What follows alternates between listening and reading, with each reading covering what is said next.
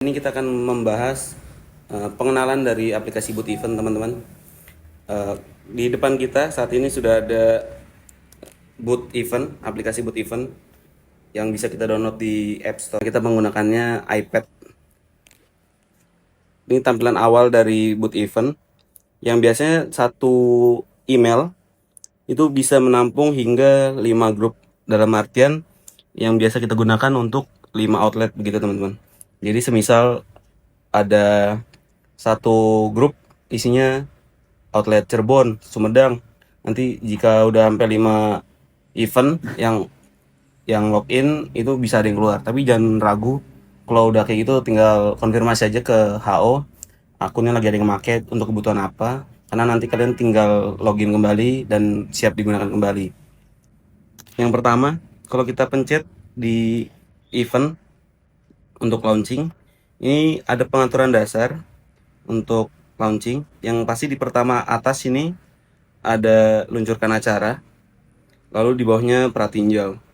Untuk luncurkan acara sendiri itu biasa kita gunakan untuk jika sesi foto. Jadi biasanya pagi kita udah masuk ke Boot Event lalu tinggal luncurkan acara seperti itu. Untuk pratinjaunya ya untuk testing aja, jika ada dari tim HO ingin setting event baru, biasa penggunaannya di pratinjau, jadi tidak akan mengganggu dari operational outlet. Lalu di bawahnya kita bisa lihat ada kamera yang kalau kita pencet ini bisa untuk lihat settingan awal, dan juga sebelum kita foto atau sambungan ke kamera kita bisa setting di sini, teman-teman. Lalu di bawahnya ada template. Template di sini nanti biasanya di yang milikku ini itu ada template-template yang sudah diupload oleh tim HO dan juga udah disetting. Namun kalau memang belum ada, itu nanti kalian bisa konfirmasi, Kak, untuk frame yang bulan ini kok belum ada, itu nanti juga bisa. Karena biasanya di inputnya dari HO dan dari dashboard Boot Event itu sendiri. Untuk pengaktifkannya cukup mudah. Kita tinggal klik template mana yang ingin kita jadikan bulan ini, lalu tinggal simpan perubahan, maka template udah masuk di event kalian. Lalu di bawahnya ada narik layar, teman-teman. Narik layar ini untuk kayak sistem tunggunya itu loh, sistem tunggu. Jadi ada kita nanti bisa input dari data HO juga di dashboard. Nah, di sini untuk pengaktifannya aja, kita ingin menggunakan yang mana. Jadi tinggal simpan perubahan lagi. Lalu di bawahnya ada stiker. Stiker ini gunanya sama sistemnya. Kalau tim HO sudah input, kalian bisa tinggal pencet aja mau diaktifin atau enggak. Tapi jangan lupa konfirmasi dulu. Kalau memang ada stiker, oh ya berarti posisinya ada di sini gitu, teman-teman. Lalu kita bisa lihat lagi ke bawahnya. Di sini ada tunda layar tarik. Itu misalnya waktu tunggu untuk waktu tunggu iPad sebelum masuk ke mode tunggu gitu. Jadi ntar kan misalkan ada yang tadi udah kita pilih, nah nanti masuknya di sini. Misalkan 2 menit iPad nggak diapa-apain, nah nanti akan masuk di layar tunggunya itu. Lalu di bawahnya juga ada tutup layar tarik ketika wajah terdeteksi. Jadi kalau udah ada orang masuk dari kamera, nanti ngedetect iPad-nya pun langsung ke mode foto gitu, teman-teman. Lalu di bawahnya kita bisa lihat juga ada pengumpulan data, menu dalam acara, mengikuti tombol galeri. Itu tidak begitu biasa kita gunakan, namun kita perlu ketahui di sini ada layar awal, biasa juga disetting sama tim HO. Cuma ini biasanya capture this moment tuh ada di nanti dalamnya kita bisa lihat, cuman kita bisa atur di sini juga. Lalu kita pindah ke menu ambil di sebelah kanan, tengah, bawah. Di sini kita bisa aktifkan ada, jadi dalam suatu event atau suatu outlet lah, ini kita bisa aktifkan, teman-teman. Ada fitur foto AI, potret, slow-mo, boomerang, GIF, testimonial yang nantinya bisa kita aktifkan per event. Semisal kita di outlet Sumedang atau Subang. Oh, kita pengen ngadain foto AI nanti yang sudah disetting sama HO, cuma belum aktif di kita. Nah, kita bisa aktifkan sendiri manual secara mandiri di aplikasi Boot Event kita. Lalu, oh nanti kita mau nyoba bikin ada namanya slow mo sama testimonial. Nanti untuk aktivasinya tinggal di sini aja teman-teman. Ini bisa kalian aktivasi atau enggak, seperti itu. Lalu di bawahnya ada pengaturan pengambilan gambar, di mana ini merupakan waktu hitung saat kita mulai sesi foto.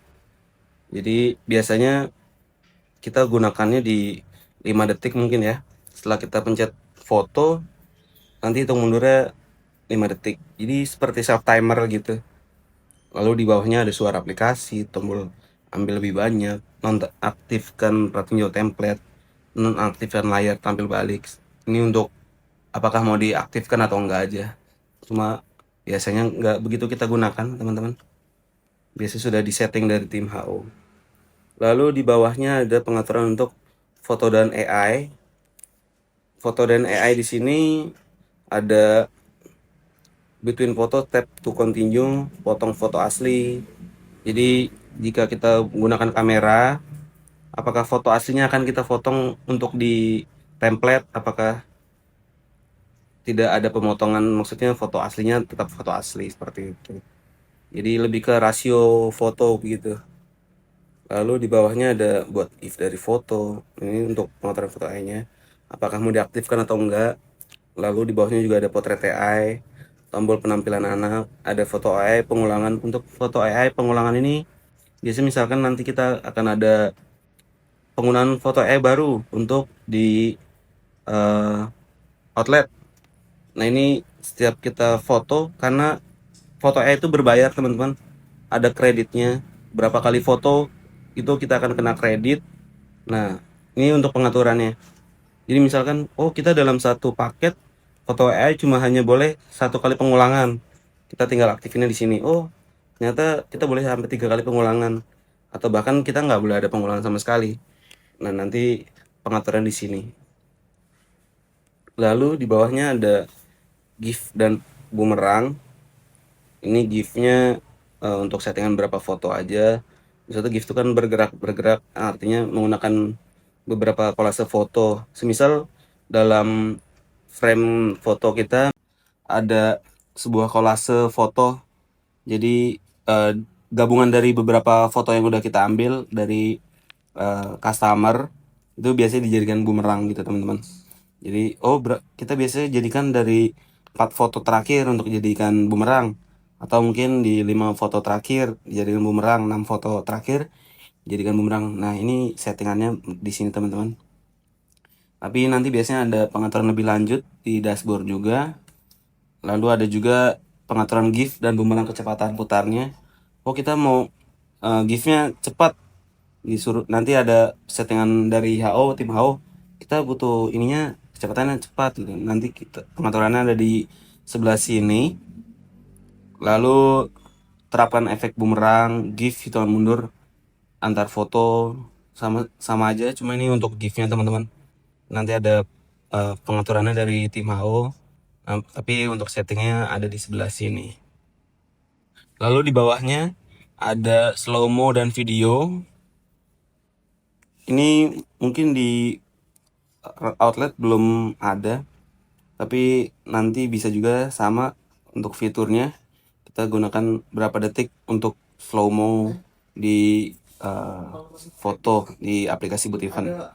Lalu di bawahnya ada FPS-nya. FPS merupakan frame per second, di mana kecepatan dari rekamnya atau dari berapa banyak frame yang diambil saat slow mo gitu teman-teman. Oh, biasanya cukup di 30 fps karena kita butuh memorinya nggak begitu spend banyak, tapi udah menghasilkan kualitas yang cukup untuk slow mo biasanya. Lalu di bawahnya juga ada stabilitasnya, kita mau atur di tinggi atau sedang. Biasanya sedang aja udah cukup teman-teman. Lalu di bawahnya ada terapkan efek bumerang, jadi pas kita ambil slow mo nanti dijadikan juga bumerang mau diaktifkan atau enggak. Ini untuk aplikasi untuk implementasi mau kita aktifkan atau enggak. Lalu di bawahnya juga ada soundnya mau kita aktifkan atau enggak. Lalu untuk durasi rekamnya, misal nanti kita mau adain untuk slow mo sama videonya selama video 18 detik. Nah, nanti ini juga untuk pengaturan dasarnya ada di sebelah sini. Selanjutnya kita akan masuk di tindakan di sebelah dari ambil paling bawah gitu teman-teman. Nanti ada juga untuk pengaturan dari share galerinya begitu. Dari pertama tindakan tamu nih seperti ini. Jadi setelah selesai hasil foto, biasanya hasil fotonya kita nanti aktifkan hanya di airdrop. Kita boleh aktifkan airdrop atau enggak kita hanya boleh nanti melalui surel teks ke QR, dimana kemudahannya nanti dari customer bisa langsung QR misalnya untuk event, atau karena kita butuh database berarti kita harus aktifkan di surel dan teks. Nanti tamu akan mendapatkan hasil foto dari setelah sesi foto dari surel sama teks seperti itu. Lalu di bawahnya ada share galeri. Untuk share galeri ini juga nanti artinya setelah hasil foto kan biasanya diunggah di dashboard yang bisa kita pantau kembali. Ini nanti kita aktifin untuk unggah foto aslinya. Atau enggak, kita nggak perlu untuk lihat lagi ntar. Tapi biasanya untuk di sistem kita harus aktifkan share galeri, unggah foto aslinya juga harus diaktifkan karena untuk sistem cetak gitu teman-teman. Bisa untuk di bawahnya lagi ada media simpan, terus ada penyimpanan yang digunakan saat ini. Kita bisa lihat nih dari hasil boot event kita penggunaannya sudah 185 MB atau bahkan udah 3 GB, 5 GB. Nah, kita bisa lihat di sini teman-teman. Lalu di sini juga ada tanggal berakhir kapan. Lalu di bawahnya ada tampilkan kode akses untuk QR share galerinya, apakah kita mau aktifkan atau enggak untuk kode QR-nya. Di bawahnya juga kita nanti bisa aktifkan untuk pengaturan cetak, dimana nanti kita mau aktifkan untuk cetaknya langsung untuk 2 salinan atau enggak 1 salinan. Tapi biasanya untuk cetakan karena kita menggunakan printer di luar, biasanya nanti dari tim kita yang cetak gitu ya. Seperti itu. Lalu di bawahnya ada cetak maksimal per sesi. Jadi misalkan kan kita ada paket, misalkan kita menambah cetak atau enggak kita mau nambah cetak baru untuk paket yang lain. Biasanya untuk settingannya tidak terbatas karena itu juga menyangkut dari paket yang udah kita beli atau kredit yang kita miliki gitu. Lalu tamu dapat mencetak foto asli, tambahkan kode QR cetakan. Itu biasa juga pengaturan dasar, cuma nggak begitu kita gunakan. Seperti itu. Seperti itu aja. Mari kita coba pencet luncurkan acara. Kita coba. Nanti di dalamnya kita bisa lihat juga. Di sini ada tangkap dan berbagi dan sesuaikan. Tangkap berbagi biasanya kita gunakan jika eventnya udah kita pengen mulai gitu teman-teman. Lalu ada beberapa settingan lagi yang bisa kita lihat. Misalkan di sini kok ini share galerinya belum bisa. Biasanya udah ketahuan di sini. Terus layar tariknya ada yang bermasalah gitu. Atau enggak di sini juga kita bisa lihat tingkat baterai saat ini. Baterainya 35% di iPad. Atau enggak ternyata casannya enggak terhubung. Kita bisa lihat di sini. Lalu kita langsung coba aja untuk mulai acara. Kita tinggal pencet OK. Seperti itu aja. Untuk penyimpanan perangkat yang tersedia juga kita bisa lihat di 12,73 GB, berarti masih ada 12 GB yang bisa kita gunakan pada iPad kita. Seperti itu. Lalu di sini sesuaikan biasanya untuk testing saat penyesuaian boot event. Seperti itu aja untuk video kita kali ini, pengenalan dari aplikasi boot event. Selanjutnya akan banyak video lain yang lebih detail mengenai aplikasi Boot Event. Sekian, see you, goodbye.